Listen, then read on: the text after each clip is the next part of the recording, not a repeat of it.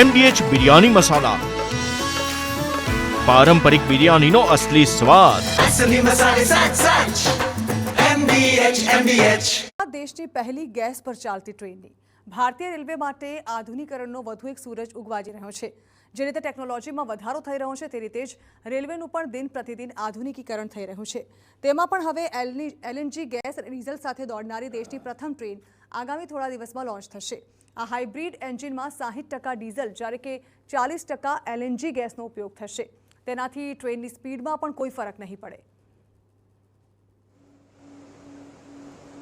एक एलएनजी का separate tank लगाया है, तो अभी एलएनजी और डीजल दोनों की हाइब्रिड मोड में काम करती है। उसमें फ़ायदा ये होता है कि एलएनजी हमारी 40% यूज़ होती है और डीजल हमारा 60% यूज़ होता है। जब ये इंजन में जाते हैं तो 40-60 के रेशियो में हमारा ये जो फ्यूल है इंजन में जाता है और कंबस्शन होता है। डीजल में कंबस्शन में जो एनवायरमेंटल जो अपने आइटम है जैसे कार्बन डाइऑक्साइड है, नाइट्रस ऑक्साइड है, ये थोड़ा ज़्यादा निकलता है। एलएनजी यूज़ करते हैं क्योंकि एनवायरमेंटल फ्रेंडली गैस है, इसमें पॉल्यूशन थोड़ा कम होता है और हमें कॉस्ट बेनिफिट भी होता है क्योंकि एलएनजी कॉस्ट काफ़ी कम है।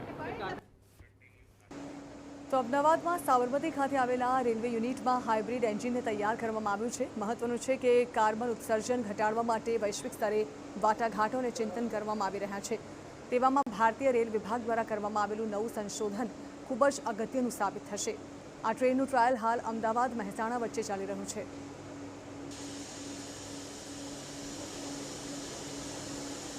दो 2000 किलोमीटर का सक्सेसफुल ट्रायल रन किया जा चुका है।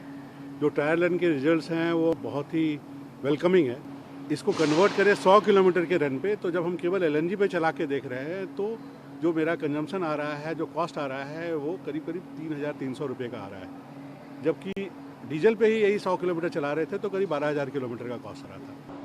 નિત નવા સુધાર સાથે ભારતીય રેલ સતત આગળ વધી રહ્યું છે, ત્યારે ભારતની સૌપ્રથમ એલએનજી અને ડીઝલ ડ્યુઅલ સપોર્ટ સાથે ચાલતું એન્જિન છે તે અમદાવાદમાં તૈયાર થઈ ચૂક્યું છે અને તેના ટ્રાયલ છે તે પણ પૂર્ણ કરી દેવામાં આવ્યા છે। આપ જે પ્રમાણે દ્રશ્યમાં જોઈ રહ્યા છો અને જે પ્રકારે અધિકારીઓ જણાવી રહ્યા હતા તે મુજબ જે એલએનજી અને ડીઝલના મિશ્રણ થવાને કારણે હવે જે ફ્યુઅલ છે તેમાં 40% સુધીનો ઘટાડો થશે। ન માત્ર એટલું પરંતુ કાર્બન ઉત્સર્જનમાં જે ઘટાડો કરવાનો વડાપ્રધાનનો લક્ષ્યાંક છે તેમાં ભારતીય રેલનો આ પ્રોજેક્ટ છે તે ખૂબ જ અગત્યનો સાબિત થશે અને આ સાથે જ આ પ્રકારની જે વધુ એન્જિન છે, વધુ ટ્રેનો છે તે આગામી દિવસમાં દેશભરમાં દેખાય તો નવાઈ નહીં, પરંતુ વડાપ્રધાન નરેન્દ્ર મોદીના સ્વપ્નમાં કાર્બન ઉત્સર્જનનો જે ઘટાડો છે તેના સ્વપ્નમાં ખૂબ મોટો ફાળો છે તે રેલવે આપી રહ્યું છે।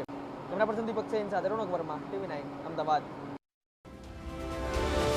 MDH કિચન કિંગ મસાલા રસોડામાં હોય તો આપણે કાંઈ પણ બનાવી શકીએ છીએ। રીંગણાનો ઓળો, બટેટા ફુલાવર, ભીંડી મસાલા અને બીજું ઘણું બધું। MDH